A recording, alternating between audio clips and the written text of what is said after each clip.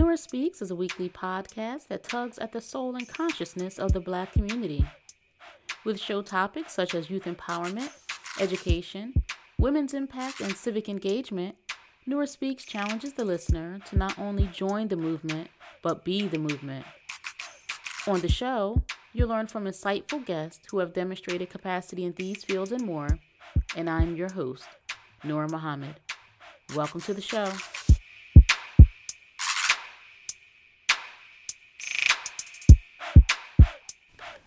Welcome back. Welcome back to another episode of the Nora Speaks podcast. And I am your host, Nora Muhammad. Remember the goal of the Nora Speaks podcast is to share information, ideas, thoughts, and activities that can improve our community, make them safer, support our children, support our families, and encourage our people to be engaged, civically engaged, politically engaged in your community, engaged recreationally with our children, our families, our seniors. Just be involved. And that involvement does not always look the same. It doesn't need to look the same. All of our engagement can be different and unique. We all have varied interests and strengths and access.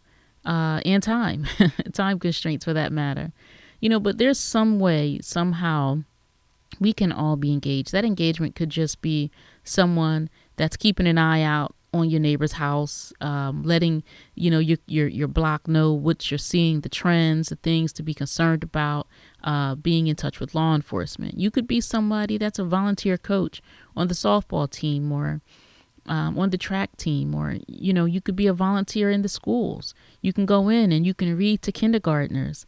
You can help seniors in their bowling leagues, right? Have art workshops, host art workshops. There's so many different ways that we can be involved in our community. And I just encourage listeners to the Nora Speaks podcast to be involved and to be engaged. We rely on us. We should rely on us to make our communities healthy, safe, and good places for all of us, because we all need to be there. So I hope that you are engaged in your community. I know I love the engagement that I have in my community. And this week's episode, I titled it "Can't Get It Back," and I'm talking about our children and their personal peace, their personal sanctity, their personal security. As parents, relatives, teachers, coaches, we are responsible. We are responsible for the safety of our children and preserving their innocence. Although I don't really like using the term innocence. And the reason I don't like using the term innocence is because when a child is violated or hurt or harmed in some way, I don't mean to imply that they in somehow are responsible for what's happened, or that they're somehow soiled or spoiled. So, the term innocence is the commonly used term, but for this podcast, I'll use the word peace. So we are responsible for preserving the peace of our children, of our young people. And quite frankly, we can be surprised with who amongst us is a child predator. And the child predator could be somebody that we trust, could be somebody that we respect, and someone that we may frequently expose our children to. When we talk about human trafficking, for example, those of us who saw the movie Taken, part 1, and I think part 2, part 3. But when we saw that movie Taken, those individuals that were involved in the trafficking were Eastern Europeans, right? I mean, they looked like they were up to something. They looked like people who are up to no good. And often when we're talking to our young people about stranger danger, or we ourselves are, combing the horizon for anyone that might be someone we should protect our children from, usually we're looking for a type. We're looking for someone that fits that model in our minds of who a child predator might look like. And I mean, certainly there has been a prototype that has been kind of fed to us, right? Of the person, the single man that's hanging out at the park, right? The person that is wearing, the dirty clothes, or they have the baseball cap down low over their eyes and trying to, in some way conceal their identity, that odd looking individual, and usually a male. However, child predators can be anybody. They could be the best dressed. They could be the most well-spoken. They could be the most popular. They could be the person that is the most respected in a community. Child predators are not just the creepy neighbor, the weird uncle, or that leering member of clergy. They can be the respectable community leader. They could be the good cousin that gets all the gets all the good grades. That's the best behaved one in the family. And the child predator can also be a parent's best friend. And we just quite simply cannot rule anyone out. And this isn't a message to you that I want you to be paranoid. This is not. I do not want to alarm you. I do not want to make you paranoid. However, I want to make you aware, and I want you to be vigilant when it comes to our children, because once our children are violated, we can't get that time back. Our children's peace has been broken. Our children's sovereignty of their own bodies has been violated. We just can't get it back. And since we can't get it back, it is our responsibility, and it is incumbent upon us that we do everything we can to protect them. And part of the protection begins with having the knowledge that the child predator isn't just the weirdo, right? The child predator could be the person that we're linking our child up with a mentorship. I think about Jerry Sandusky and the Penn State scandal. People respected him. People thought very, very highly of him. And even after it was suspected, even after people witnessed his abuse, they still kept silent because of who he was. And so it's horrible. It's horrible. And then that makes us all complicit, right? And so since we can't necessarily rule somebody out, we can take steps that protect our children. One is we can be open with our children and listen to our children. If our child expresses that he or she is uncomfortable around a certain cousin, around a certain uncle, around a certain aunt, around a certain coach, around a certain mentor, around a certain teacher, don't dismiss your child. We can't dismiss our children. Allow them to express themselves. Hear them out. Children have intuition as well. And just because we might be enamored or enraptured with somebody, we might think somebody is pretty great. Let's listen to what our children have to say about that person, right? And it's not that because our children are uncomfortable, then we have to point our finger and yell that this person is a predator or is a demon. No, we don't have to do that. But if our children alert us to the fact that they're uncomfortable with somebody, let's respect our children enough to honor them and to take steps to make our children be more comfortable, right? So one, let's listen to our children. Let's create a foundation where our children are comfortable coming to us, talking to us. Tell our children, let them know that they should pay attention to how they think and to how they feel. If something feels off, leave, run away, call me.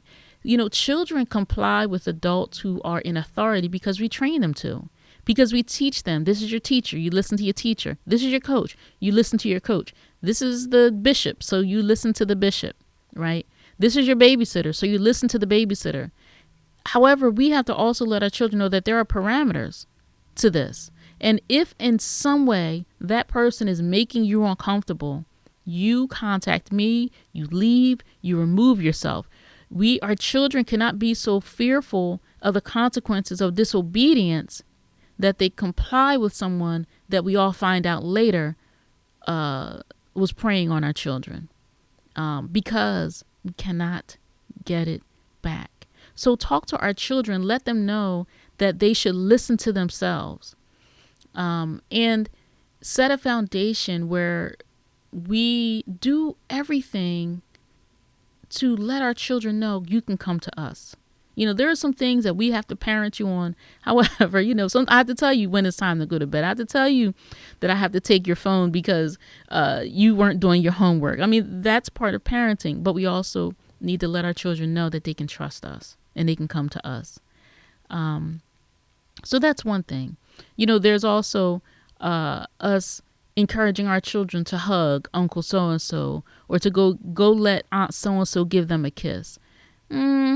If our children aren't comfortable with that, and then, we shouldn't just encourage everybody to be touching on our children, everybody to be kissing and hugging and touching our children and having our children sitting on people's laps and being in private spaces with people. We shouldn't do that.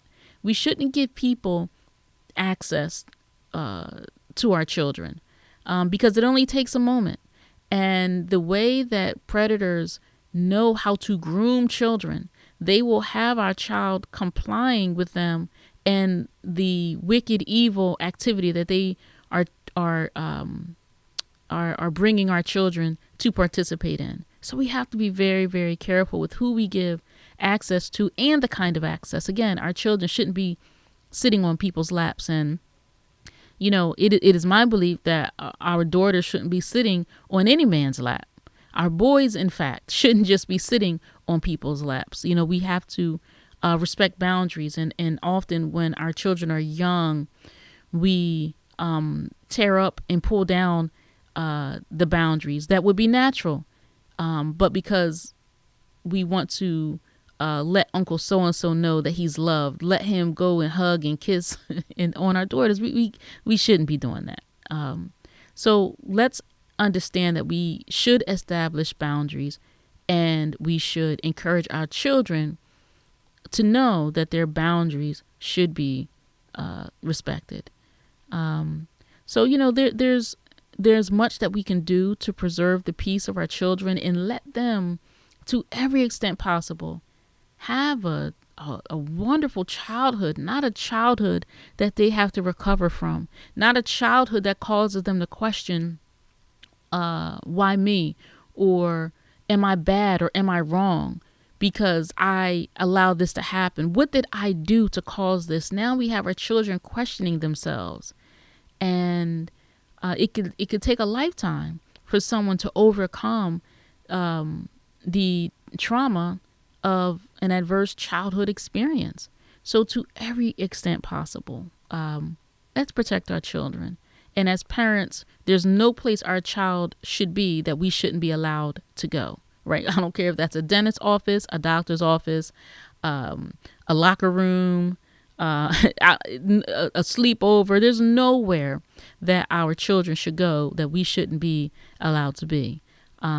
And then, since I did mention sleepover, I do discourage those as well, because often sleepover is where our children are introduced to behavior, or our children are vulnerable to people who have deviant behaviors, and they have that opportunity to prey on our children. You watch the news, you listen to the news. The audience of Nora Speaks is a pretty informed audience, so you understand what's happening. You know what I'm talking about. People use opportunities to prey on our children, and sometimes without thinking, we are the creators of those opportunities. So since we can't get it back, let's do everything we can to protect the peace of our children. Thank you for listening to this episode of the Nora Speaks podcast. Until next time, stay in peace. We were brought here as a piece of property, and to keep that piece of property, it is to not allow the property to know the value of the property. What I mean by that, if you had known the history of yourself, you would not have been made a slave. And you won't be a slave now if you have a knowledge of yourself. It's hard to enslave a person that have equal knowledge with you. You just can't do it. And so this knowledge of yourself is the thing that will free you from what you have been suffering from. Thank you for listening to another episode of the Nora Speaks podcast. Be on the lookout for a new episode coming at you fresh next week. And as always, if you want to learn more about me and the work that I do, visit my website, norahmuhammad.com. Or if you have a listener question, email me at info@norahspeaks.com.